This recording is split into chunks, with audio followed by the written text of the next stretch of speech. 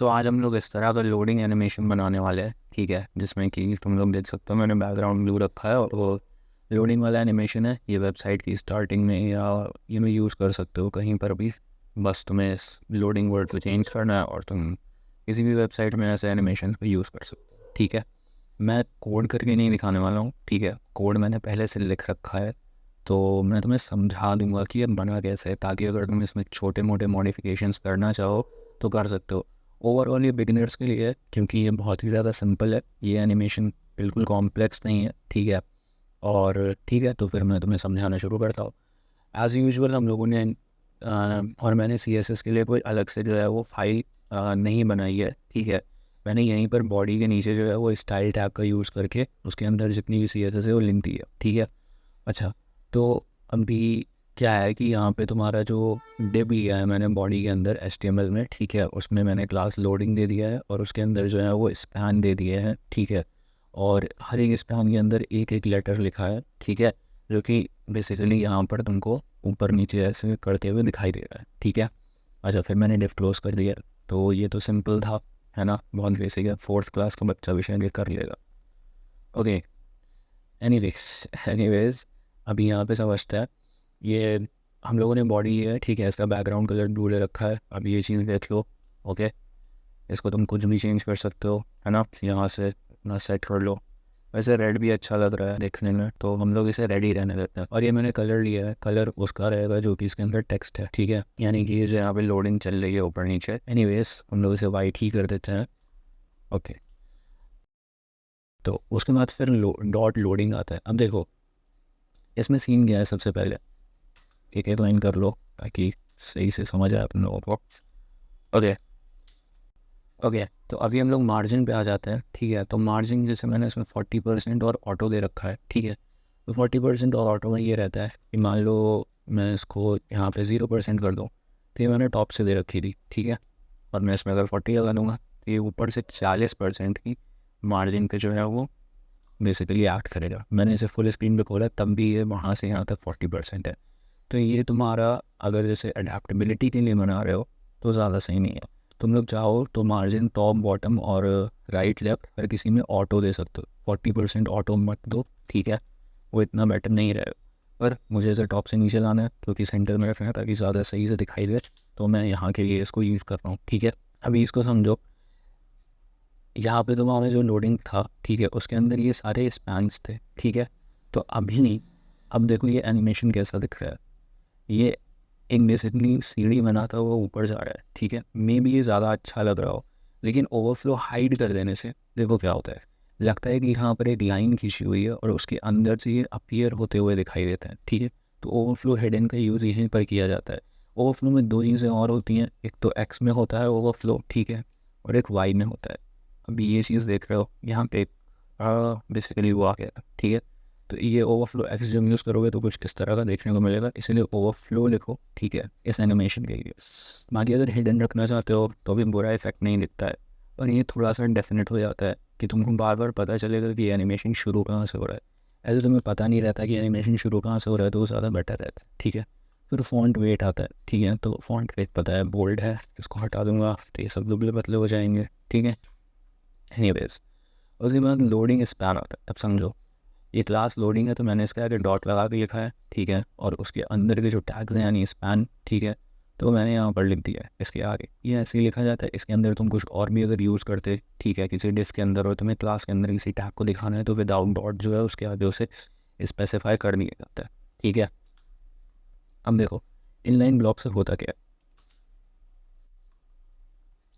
Okay, तो हम लोग इनलाइन ब्लॉक पे आते हैं। तो बेसिकली इनलाइन ब्लॉक का सेंस क्या होता है, देखो इनलाइन ब्लॉक जहाँ पर भी यूज़ होता है वहाँ पर ये इस तरह से कंपोनेंट, जैसे देखो ये अलग अलग उसमें पड़े हुए थे, like span span span span, ठीक है, ये अलग अलग थे, ठीक है। तो इनको अगर तुम्हें एक सिंगल लाइन में बेसिकली दिखवाना है तो ये इनलाइन ब्लॉक का यूज़ कर सकते हो, ठीक है। ये कंपलसरी नहीं होता है, तुम इसकी जगह डिस्प्ले में कोई और चीज़ भी यूज़ कर सकते हो, पर एज़ पर ये एक सिंपल सा बस लोडिंग एनिमेशन है तो यहाँ पर इसका यूज़ करना ठीक है, ठीक है। ओके, एनीवे फिर दोबारा एनिमेशन आता है। अभी यही जो है सबसे इम्पोर्टेंट पार्ट है, तो इसे ध्यान से देख लो, ठीक है। देखो होता क्या है, यहाँ पे तुमको एनिमेशन दिया हुआ है, ठीक है। तो एनिमेशन में यहाँ पे जो सबसे पहले दिया होता है वो तुम्हारा नाम होता है, ठीक है, जो कि तुम यहाँ पर बाद में जाकर डिनोट करते हो।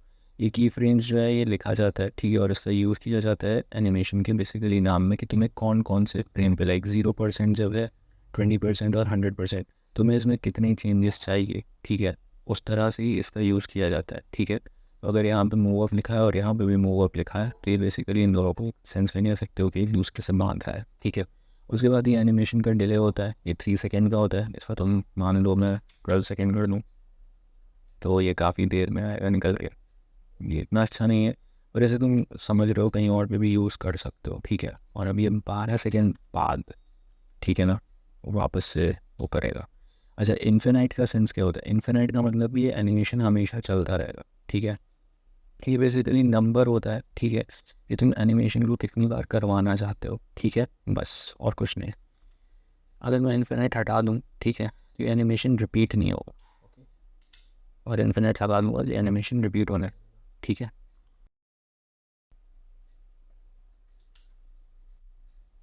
ओके, तो मैंने तुम्हें एक चीज़ नहीं बताई जो कि थी लीनियर, ठीक है। तो लीनियर का सेंस क्या रहता है कि बेसिकली स्पीड को मेंटेन करने के लिए होता है, ठीक है।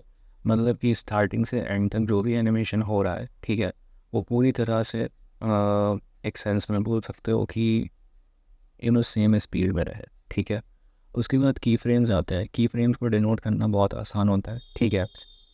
इसमें तुम लोग बेसिकली करते क्या है कि जो जैसे ये ट्रांसफॉर्म ट्रांसलेट यूज़ किया जाता है, ठीक है, इसे तुम बाई की जगह एक्स भी कर सकते हो, पर अभी मैं एनिमेशन ख़राब नहीं करना चाहता, तो इसे बस इतना समझो कि अगर तुम इसमें इन पिक्सल्स की नंबर्स को चेंज करो, ठीक है, जैसे मान लो मैं इसे 10 पिक्सल कर देता हूँ, ठीक है, 100% पे, और इसको मैं 1000 पिक्सल करते हैं, ठीक है, 20% पे।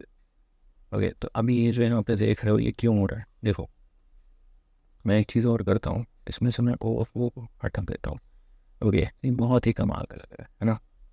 अब ज़रा देखो ये ऐसा हो क्यों रहा है, या ये ऐसा कर क्या रहा है, ठीक है। ये जो ड्रॉपिंग इफेक्ट है ये गेम जैसा क्यों लगने लगा।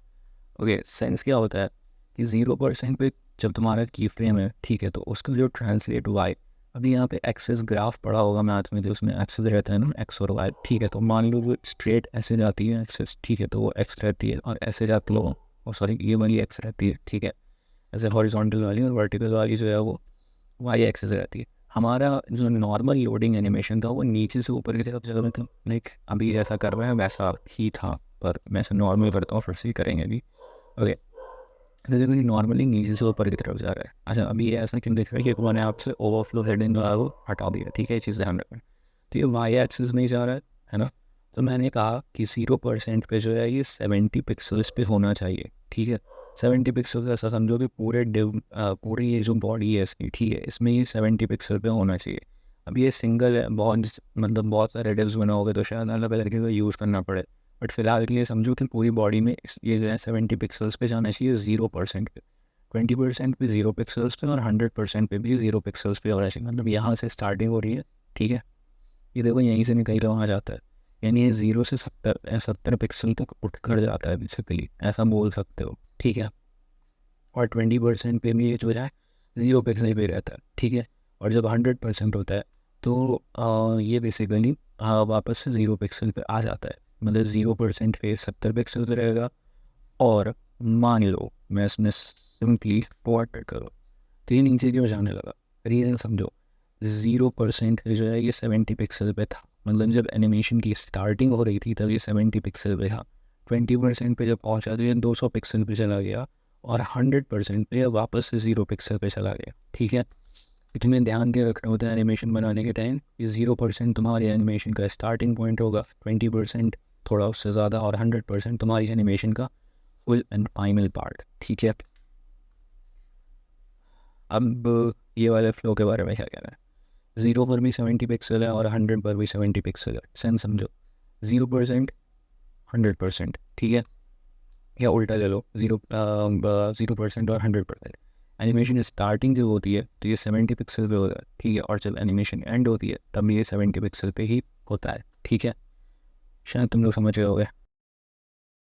एनीवे, मैंने ट्राई करा है, नहीं समझ आया तो बताना, अगले वीडियोस में फिर से और कोशिश करूँगा, ज़्यादा अच्छे से समझाने की कोशिश करूँगा, ठीक है।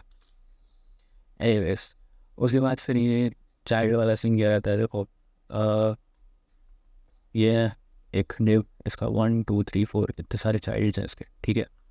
तो ये मैंने सिर्फ एनिमेशन डिले के लिए लगा दिया 0.2 सेकेंड, ठीक है। मान लो कि मैं इसको 5 सेकेंड कर दूँ, तो जो सेकेंड वाला चाइल्ड है ज़रा उसको ध्यान से देखो, इस ओ पे ध्यान दो। बाकी वैसे इसकी स्पीड स्लो है, 5 सेकेंड बाद अपीयर होने वाला है वो, ठीक है। तो यही होता है एनिमेशन डिले में, ठीक है। तो सिंपल लोडिंग वाला है एनिमेशन, इसके साथ थोड़े बहुत हाथ पैर मारोगे तो बहुत अच्छे अच्छे एनिमेशन भी बना सकते हो। कोड में भी मेरी वेबसाइट पर पढ़ा मिलेगा, अगर मैं वेबसाइट बना लूँगा वीडियो अपलोड करने से पहले। नहीं बनाया तो आई मीन ठीक है, मिल ही जाएगा शायद। Okay, bye.